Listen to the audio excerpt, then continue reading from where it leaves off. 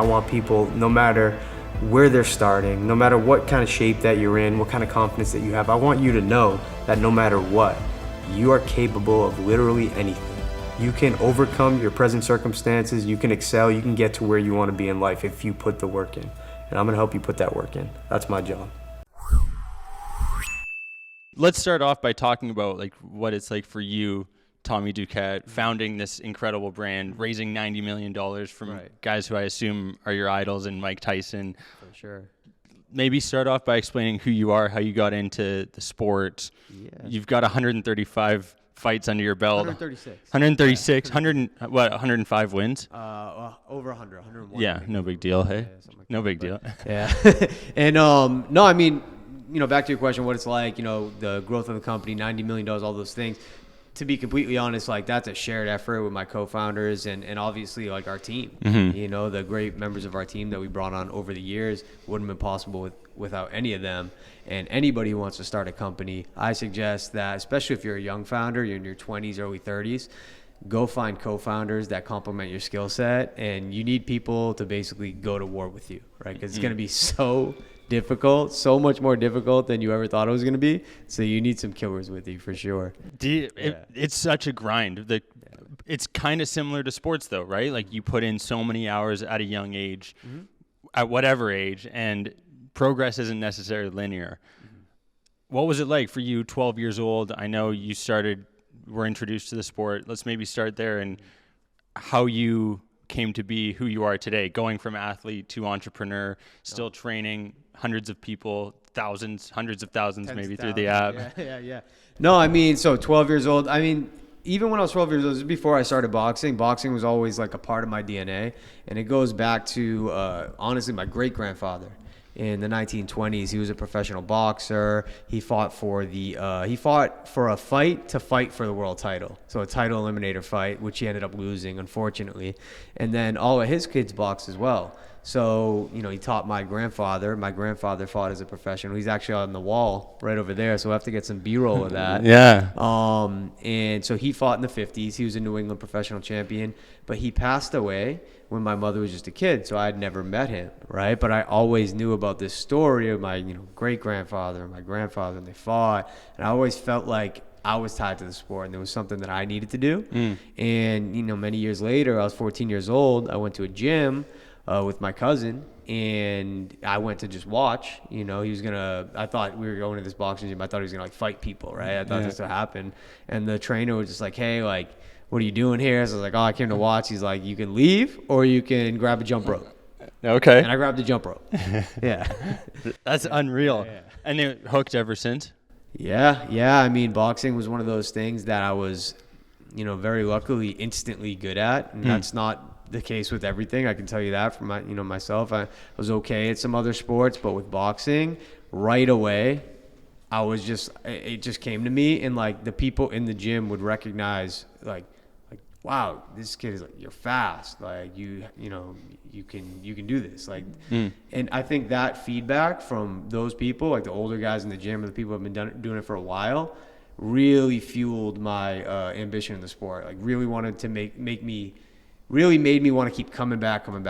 Yeah. Who were, other than your grandfather, your great-grandfather, I'm assuming your parents were involved in getting you into the sport, but who were those idols, those athletes that you looked up to that were those are, I want to try and emulate what they've got going? Interesting. Man, I don't know if there were a lot of athletes that I looked up to that got me into boxing. I mean, I loved sports when I was a kid. I'm from Boston. Yeah. I would watch, when I was a kid, Pedro Martinez was pitching for the Red Sox. Okay. It was just lights out. Yeah. Right? He's the most dominant, one of the most dominant athletes of our lifetime. Mm-hmm. And a lot of people don't realize that. But Pedro Martinez, there was a 4 or 5 year stretch where he'd get up there and nobody could get a hit off him. He was just amazing. He almost threw the perfect game 3 or 4 or 5. There'd be multiple games in a season where he almost threw the perfect game. I don't think he ever ended up doing it. It's crazy because a lot of pitchers have, but I still think that he's, for that 5 year stretch, the greatest pitcher of all time.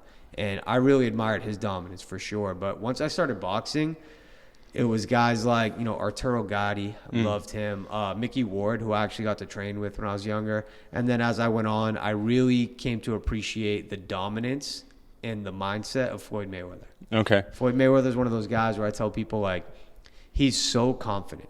right? That like I've told this story before. Like God could come down on a cloud and perform miracles in front of him and everything else, and then he'd be like, "You're gonna lose this next fight," and he would argue him back up to the sky.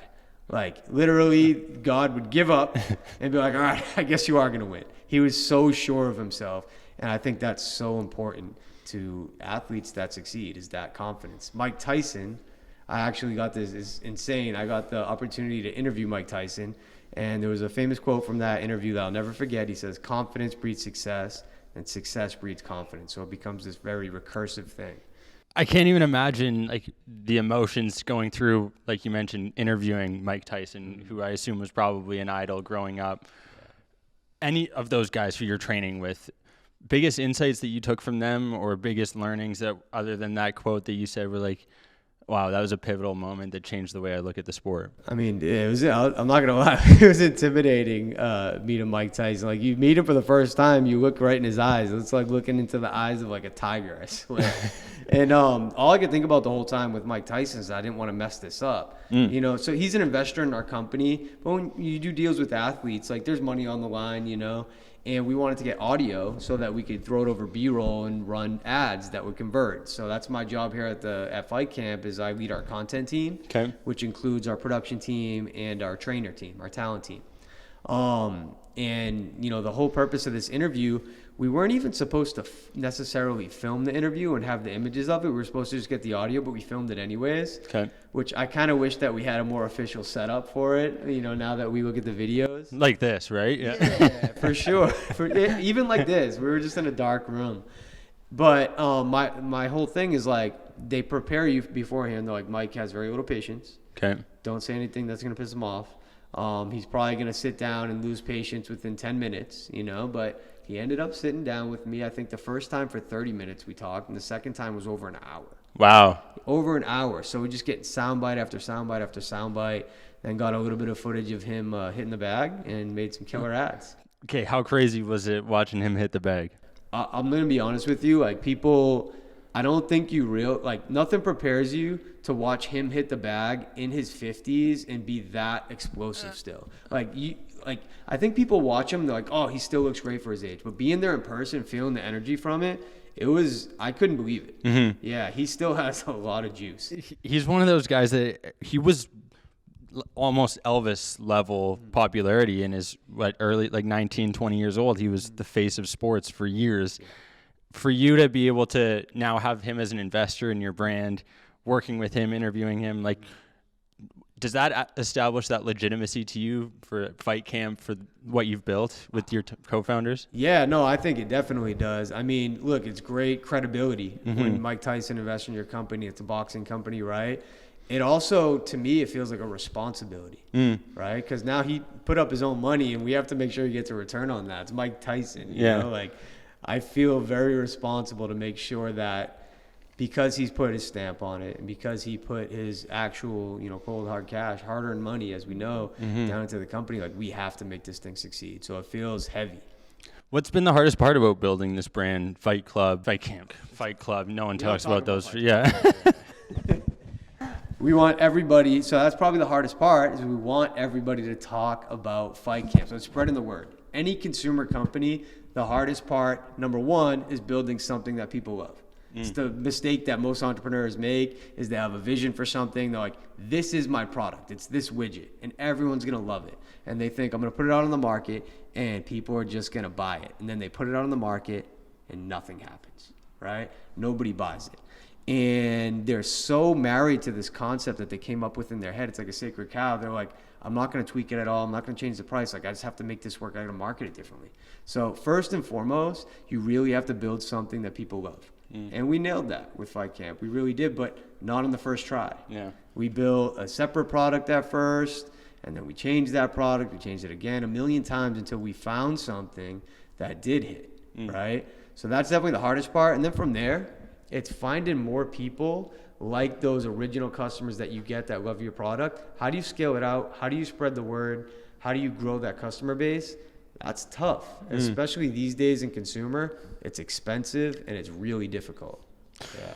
Finding a hit, pun intended, right? That's the goal. Let's go. People start exercise for different reasons, whether it's being bullied, having physical, desires of what they want their body to look at. I'm curious, like, what got you into health, wellness, and then wanting to start a business around that as well? Because it seems like you've been able to pivot from athlete to entrepreneur and go on the races. Like, you haven't missed a beat, frankly.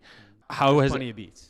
Yeah. Okay. Well, maybe we can find out those beats. Like, for you, you go 136 fights, incredible boxing career, and then you're like, okay, I'm going to build a business around this passion as well. Was that the thought from the beginning?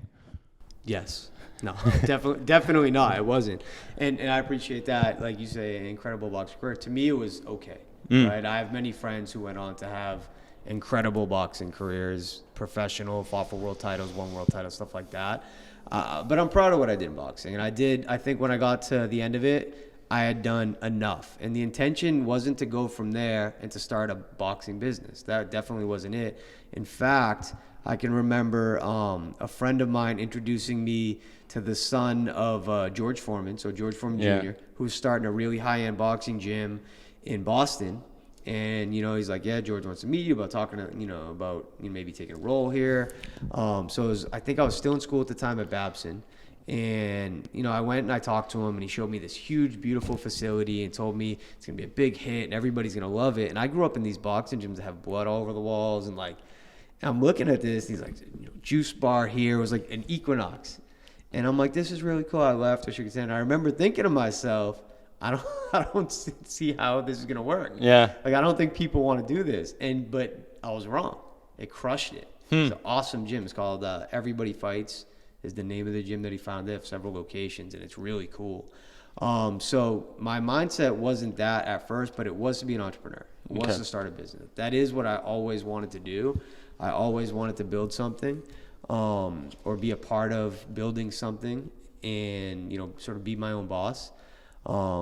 So that was definitely the mindset from the jump, but boxing wasn't it. Yeah. Interesting. Okay. Was the plan always to go from Boston to LA? Definitely not either.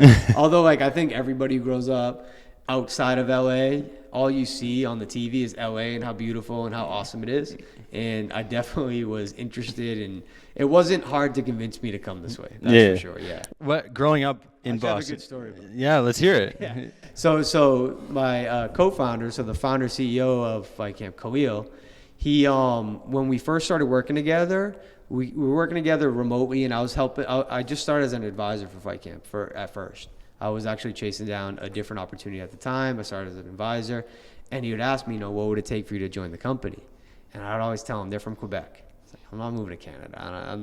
I'm not going all the way up there. If anything, I'm going south. Okay. I can't deal with that cold. And then they applied for an accelerator that we didn't end up getting into, and it was based in LA. Forget the name of it.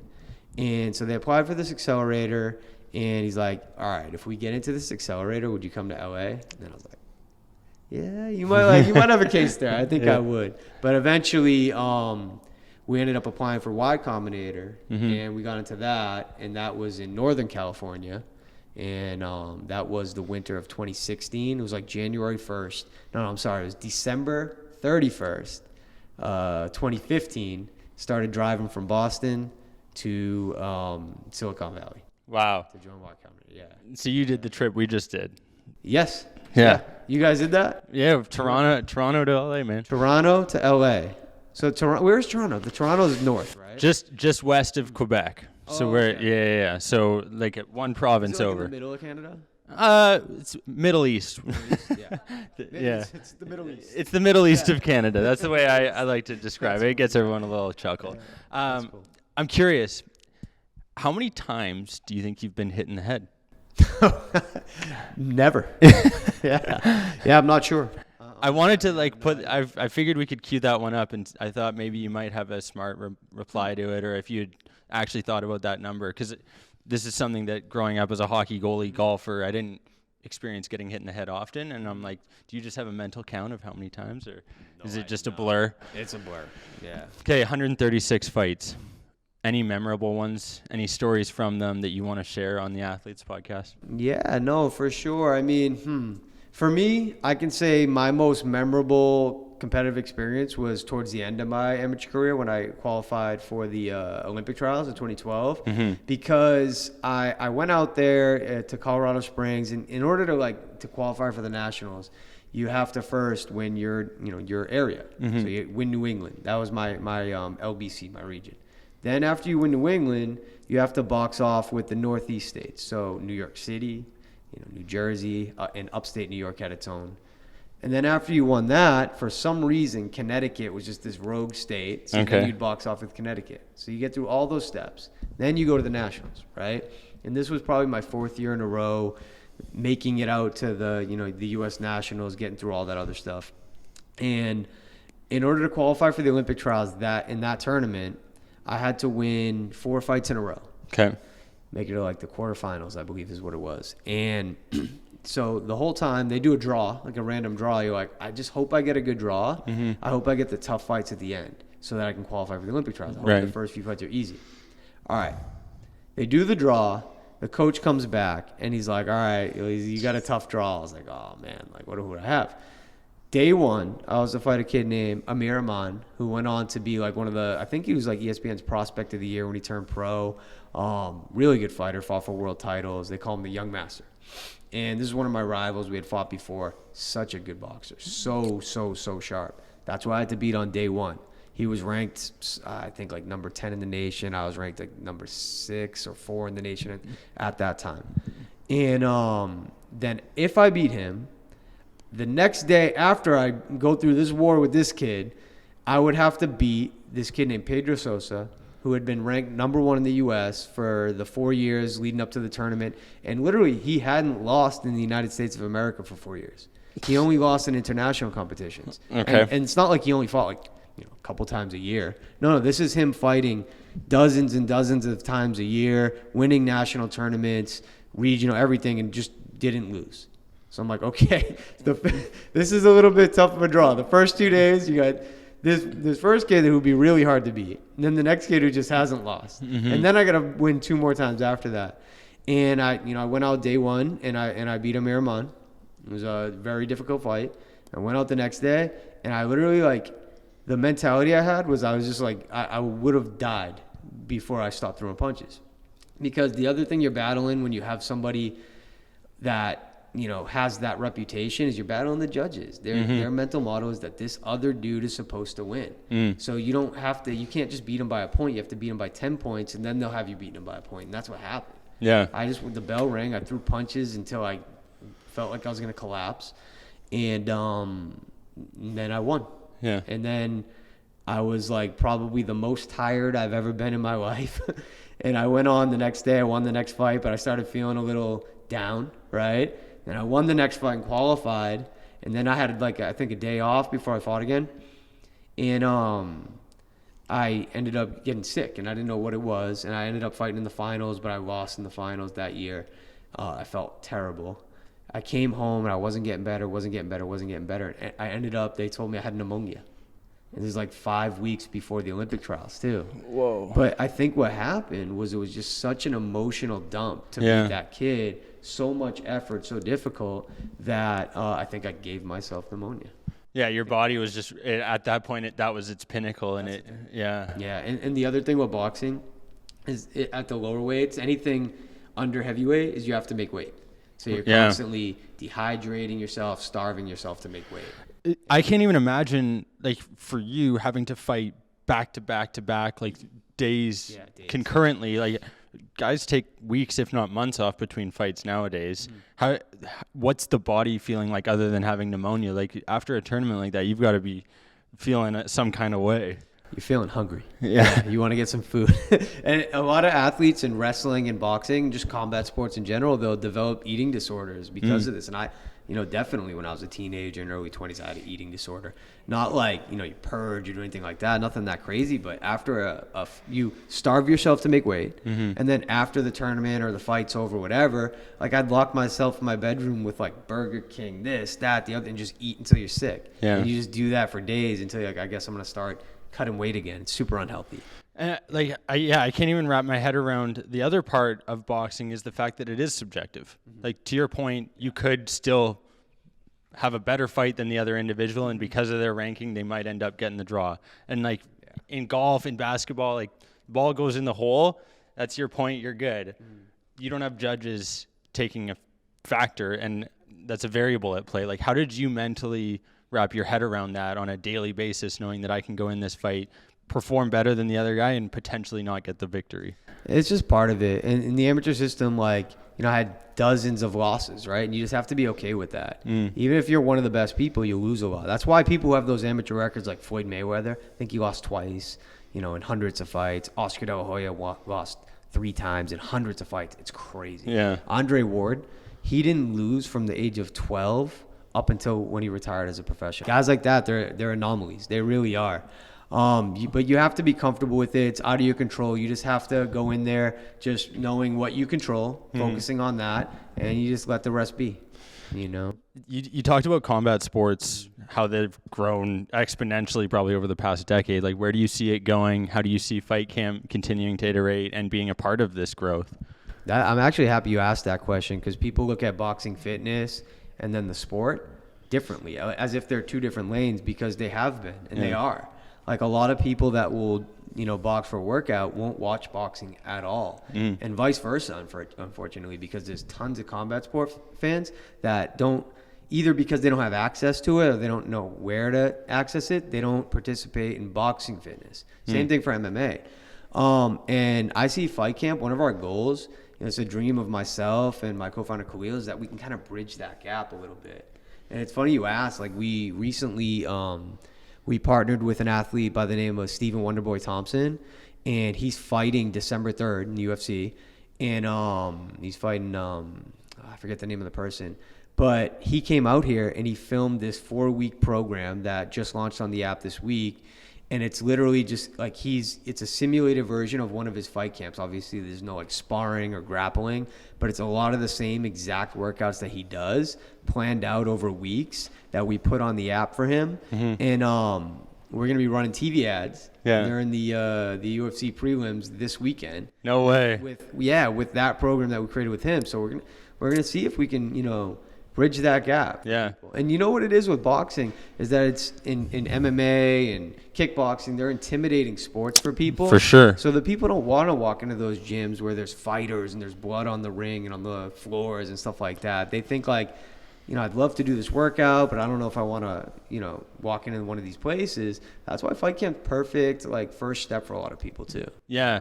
No, what I love about FightCamp is the fact that it is welcoming for anyone. You could be 15 or 50, come in and get a fantastic workout. It's an option that's going to provide you with some skills that you can use if necessary outside of the gym as well. Right? And that's one of the things. I have a quote here from Josh Maslin, who's our website editor's brother, who's a huge MMA fan, from Miyamoto Musashi. Do you know the name? Does that ring a bell? Musashi. It's definitely Musashi. Is that one of our members? He's the greatest samurai, apparently. Oh, greatest. Oh, I know Musashi. He was the Ronin. Sure. Yeah. So the Ronins, they were like the samurais. They kind of like, they walked alone. They made their own rules. Yeah. Okay. So apparently he has a quote here. The true science of martial arts means practicing them in such a way that they will be useful at any time. And it follows up by saying, beyond the skills that you acquire in combat from martial arts, even with more so, there are certain life skills that come with training. Would you agree with that? Oh, 1,000%. And this is what we really try to hammer home with FightCamp. I think a lot of other fitness programs and platforms are all about like, you know, lose 20 pounds in 20 days and like before and after photos and stuff like that. And yeah, you'll lose weight if you want to with FightCamp, or you'll gain muscle. You'll definitely get in better cardiovascular shape. It's definitely a huge stress reliever, but above all else, like our mission as a company, we say is to inspire the fighter within. And what do we mean by that? So, all right, any boxing movie you've ever watched, right? There's that montage scene. Like Rocky, he's training for the fight. And what happens? It's like weeks and days and weeks. And he's running up the hill. And at the beginning, what's happening? He's like running up the hill and then he falls down. He can't make it, right? But as his little training montage goes on, he gets stronger, faster, better through his own hard work, sacrifice. Starving yourself as a fighter, you know, like bleeding, going through pain, everything, right? And you get out the other end, a transformed individual. if we could do anything at Fight Camp, it's empowering people to believe that they have that kind of control over their own destiny, that they can take their life by the horns like that and transform themselves for the better. Like the more like big names you have involved, to me, I mean, it's validation. It feels great. It's awesome. It's what you want. But then it's like you're in the big leagues, and myself and my co-founder, it's our first business, right? You know, and luckily we've been able to have good success so far with it. But you know, we're really hyper conscious of wanting our investors to have a good outcome, right? You know, want to make sure that we give it our all and that we produce something big out of this. Yeah. What is the desired outcome for you and Khalil? Like long-term, 10, 20, 30 years, crystal ball, what does it look like? What's the aspirations? Is it to exit? Is it to build the best boxing business in the world? Yeah, I mean, I think we have a lot of building to do. We want to reach a lot more people. We want to bridge the gaps between the sports and offer, like, you know, the funnest, most gamified workout experience that there is, you know, and offer that to everybody. And, you know, just in terms of like the outcome, the ultimate outcome, you're at the point now where you have, like I said, these big investors. You have Mike Tyson. You have all our angel investors. You have all our employees who are vested in the company, right? And then ourselves, we just want to create shareholder value for them. And whether that means IPO eventually, whatever the outcome is, we want to make sure it's a good outcome for shareholders. Yeah. I know it's like such a corporate, but it's the philosophy I believe in. Like, these people put their money behind it, they put their time behind it, and they deserve for us to have that mentality towards the business. Yeah, and it seems like you have the same passion for your business as you did for sport. And when you apply that and you have that same energy and dedication towards it, there's no reason why you can't have incredible results, for sure. Right? Yeah. For those of you listening, if you heard any noise in the background, our garage door got stuck, and we're trying to get it unstuck as we speak right now. So we'll see what happens. You know, boxing world's become more popular over the last decade, like we talked about. I'm curious. Do you think so? Yeah, dude. I mean, I hope so. I think for sure. For sure. Like, you look at this wall behind us, right? And you like, there's the Alis and George Foreman, all these people. To me, like, I didn't live back then, obviously, but that was like the golden age of boxing when it was the most popular. It's definitely not as popular as it was back then, but I think that maybe over the past 5 years, maybe you could even thank a Jake Paul for that. So this is what I was asking. I was going to ask, like, what do you think of the Paul brothers? There's a lot of purist boxing fans who will say blank the Paul bros because they're in it for the money. They skipped having to go through the amateur route, go through all these fights. They're getting fights with guys like Anderson Silva, who they have, frankly, in a lot of people's opinions, no right to be fighting. We beat him, right? Yeah. So this is what I like. What's your take on it? You know, I think at first I was probably one of those people. I was like, dude, what is this? Like, what's going on? I'm not a big fan of this. This was years ago, but I mean, like with Jake Paul in particular, this is a kid who dedicated his life to boxing literally for the past probably 3-4 years. You know, I think he has a ring in his house. He trains every single day. He takes the sport very seriously.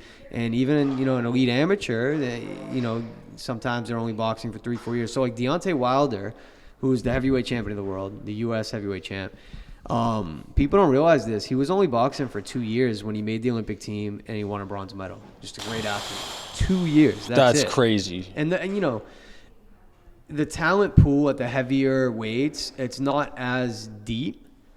It's very controversial. Okay. No, this is good. I love it. I'm telling you, you go to these national tournaments. Look, the heavyweights are all going to beat me up now. But look, you go to a national tournament, right? And there might be 100-something people at the weight that I fought at, 141 pounds, and there might be a dozen or a couple dozen at super heavyweight. So I think it's safe to say that the talent pool definitely isn't as deep. But, yeah, I mean, I don't know where I'm going with this other than just insulting the heavyweights, which is probably a bad idea. So we'll leave that. No, we'll say, no, Jake Paul is somebody who takes boxing very seriously, works very hard, sparring probably multiple times per week, fighting live guys and beating them. You know, and a lot of professionals, even like people who are studs as an amateur, hundreds of fights, you know, national tournaments, Olympians, they'll turn pro and they'll fight people who they're supposed to just wipe out. You know, they'll fight people that aren't a challenge at all. Whereas with him, he's always fighting somebody who is a challenge. Yeah. You know, like Anderson Silva, that was a really risky bet. Anderson Silva beat Julio Cesar Chavez like 2 or 3 years ago. Now, 2 or 3 years is a lot when I think he's 48 years old. Yeah. right? But still, Anderson Silva is legit. Yeah. Check it out. We got the door. Nice. What is your training, like, workout, nutrition look like now? I mean, you're obviously not competing the same way that you were, but you're in good shape. Like, I try to. Okay, so I have a couple more questions before we wrap up. There's a quote here that I wanted to read from Michael Rivest. Does the name ring a bell? I love Michael. Okay. He's my friend. I love this guy. So he says, Duquette is everything that's good about amateur boxing. And that relationship didn't start off that way. I thought you were gonna read like a quote from like before that. That's what I thought you were gonna do. That's funny. So you did some research. I tried to stories from back in the day. That's so cool. So I'm curious, like, how did you flip the script? Because there's also a quote here that you were, quote unquote, the bad student, and you became a scholar, graduating from Massachusetts Bay Community College with a 3.9 GPA. You just pictured the other students as your competition in the corner. That's so fun. All right. Well, Michael Rivers, he's a brilliant guy. He's an awesome writer. And the way I met him is actually that kid Amir Rahman that I told you I fought in the Nationals. He was like my rival. We fought all the time. So I fought him in the regionals one year, and Michael Rivers wrote this whole takedown story where I got a gift and the other kid was robbed and everything else. The problem, Mike, is that as he knows, like we talked about, he wasn't even there. He's just heard secondhand accounts and then he wrote the story. And look, as an athlete, you have to have a thick skin if you start to get more like notability. Back then, nobody's writing about me, like maybe the local paper where I'm from. So like I don't know how to react to that. So then we started a war, like, commenting on it, like talking to him. But this speaks volumes to him because I was like, young fighter, all piss and vinegar, and he actually like extended an olive branch and we became buddies. And then later on, he ended up writing that story. And he's really just he's an excellent writer and he's a brilliant guy. And, he's definitely, he is something that the sport of boxing needs. I think he was writing for Ring Magazine for a little while too, which is really cool. Yeah. What are the articles? What is the stuff that you're listening to on a daily basis? Are you keeping up in sport? Are you fully entrepreneur trying to get that? Like where are you consuming content nowadays? Like podcasts. Yeah. Like that. So definitely Rogan. I listen to Rogan a lot. Okay. Like half the people are like, yeah, the other half are like, he sucks. I like Rogan. Rogan's the man. We appreciate his shout outs too. What other podcasts are we listening to, Aaron? Logan Paul. Yeah, Okay, we listen to a little bit of Logan Paul. Okay. Yeah, we appreciate it. But we get cerebral sometimes. We listen to Lex Friedman, right? Yeah. We love Lex Friedman. Oh, Mike Tyson hotboxing. He actually is not a bad interviewer, man. Yeah. So what else? I listen to a podcast called the All In Podcast. Have you heard of that? I have. Entrepreneurial podcast with Chamath and David Sachs and stuff. It's awesome. Arguably #1 business podcast It out has there, to I be think. at this Yeah. point. I'm pretty sure. Those guys are just such a wealth of knowledge. Like that's part of my routine. I think they drop it on Thursday or Friday, but when I go to the gym on Saturday, that's what I listen to in the gym. Yeah, I love that. I have to also ask, tell me about Vinny McCauley, because he's who set up this conversation. I chatted with him. Like, he had nothing but amazing things to say about you. Is it that Boston native, just good guys, or what's going on? No, Vinny's the man. He's one of our members. He has been for a while. And our members that we've had, pre-2020, these are the people who helped us build this business. We appreciate them so much. And, Vinny's also an entrepreneur, as we know. He was one of the first employees at Butcher Box, great company. And then he went off and rolled out and started a Smoothie Box, which I think has legs. So if you like the idea of a Butcher Box for smoothies, go to Smoothie Box, check Vinny out. Yeah, we drank them before. Yeah. My bad. That's why we're so energized and refreshed right now, right? 100%. But Vinny's the man. Early user, really appreciates the product, and we appreciate him.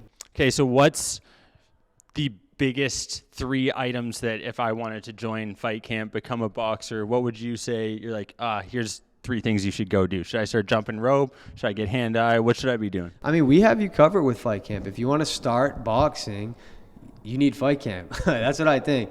There's other options. You can join a gym.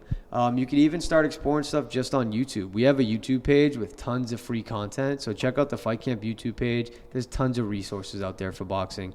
But, Fight Camp does a really good job of onboarding new people to the sport. So we teach you the number system, the stance, the punches for kickboxing. We teach you the kicks. And then we have these custom programs built that we call paths. So the prospect path, for example, is like a 12-week program where you come in and on day one you'll learn the stance, and then you'll do a workout after you learn the stance and the first 2 punches that matches you to what you just learned. And then you'll do several workouts for a couple weeks that really reinforce the learning of just that one skill. And then we introduce you to a new skill, and we continue to do that until you learn throughout the prospect path all of the 6 punches. So you get some competency with them. And then we have a whole path-based system that goes, so after the prospect path, there's the contender path, and there's other paths that kind of upgrade your skills along the way too. That's amazing. I love that because, like you said earlier, it is, or they can be intimidating sports, these combat sports, harder to get into. You don't want to go into that gym where it's super bloody, there's sweat on the floor or whatever. So it does provide an amazing alternative. And I'm very grateful to have been able to have this conversation, learn more about FightCamp, learn more about Tommy Duquette. What's one thing that people don't know about you that you want to share with them today? Oh, man. If there's a way to put you on the spot right now. Wow. All right. I didn't expect that, but no, to be honest, this will come as a surprise to FightCamp members because I'm on camera all the time. I'm talking to you right now, but I'm super shy and introverted. And the ability to talk to a camera or to do an interview or something like that did not come naturally to me at all. It was so awkward for me at first. I couldn't do it. I was petrified. But it's something that I worked on. It's like a sport. It's a skill that you can develop. So anybody who else is like that, it is something that you can work on. You can develop that over time, get better at it. So that's definitely something that I think would come as a surprise to a lot of FightCamp members. I love that. You're just flexing the muscle that you've now obtained over the years. And dude, you're phenomenal. I really appreciate it. It was incredible. As you know, the way we wrap up every episode is we ask our guests what their biggest piece of advice is. Our goal here, similar to what you have, is educating, entertaining, and inspiring the next generation of athletes. With your 18 plus years of experience training, coaching, being an athlete yourself, is there one thing that sticks out that you want to share with that next gen? I mean, definitely for like a younger athlete, right? Here's my one piece of advice, and it runs counter to what some very successful athletes have done. And to me, just like in business, if you look above us, this is one of our brand values with FightCamp. It's speed, focus, discipline, but it's this focus and this discipline that unlock that speed. So like if you have a goal and it's like to be this champion, to us, you can't do that just by running 100 miles per hour at that goal. You have to have the discipline. You have to have the focus. You have to run in a straight line. So what I tell a lot of athletes, and this is what I did with boxing, is if you want to be a boxer, only do boxing. That's all you got to do, right? Focus on that one goal. Don't go play football. Don't go do this other thing. If you're sure that you want to be, same thing for football. If you want to be a football player, do that. For me, I just allowed the things that I was passionate about, that I wanted to chase down, I allowed them to consume me, completely consume me. When I was fighting, when I was boxing, it's all I did. It's all I thought about. Now that I'm, a part of starting this business and a part of growing this business, it consumes me.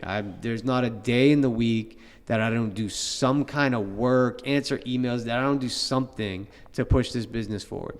There's so many other things that I'm interested in. I want to learn all these different kinds of martial arts. Maybe I want to start other businesses and do other things. But for now, the goal is to grow this business to be as big as it possibly can. And all I want to do is work on this, I love that. Yeah. Focus and discipline. Yeah. What's that next martial art? For me? Yeah. Oh, man. So I actually went a couple times with Aaron to do some Muay Thai. Okay. I don't have the flexibility yet. That was a lot of fun. I'd love to, learn that. Jiu-jitsu too. Okay. Yeah. Everyone, hey? The jiu-jitsu to me is just like such a black box. Like I look at it and I'm like, that's the kind of thing I'll be so frustrated that I suck at it. And then I'll want to do it so much that I won't be able to focus on other things. So I'm like not opening that box. Yeah. It's like starting a new TV series or something. You can't do it because you get sucked in. 100%. Hey, Tommy, I really appreciate your time. It's been an honor to have you on the Athletes Podcast here today. Where can people find you on social media so that they can start FightCamp, join in, get in shape? So at Tommy Duquette, one word, on Instagram. That's all I really do. And then for FightCamp, it's at FightCamp, just one word. And you can learn more about FightCamp at fightcamp.com. Pretty simple. That's the episode. Thanks so much, man. Really appreciate it. Thank you so much, bro.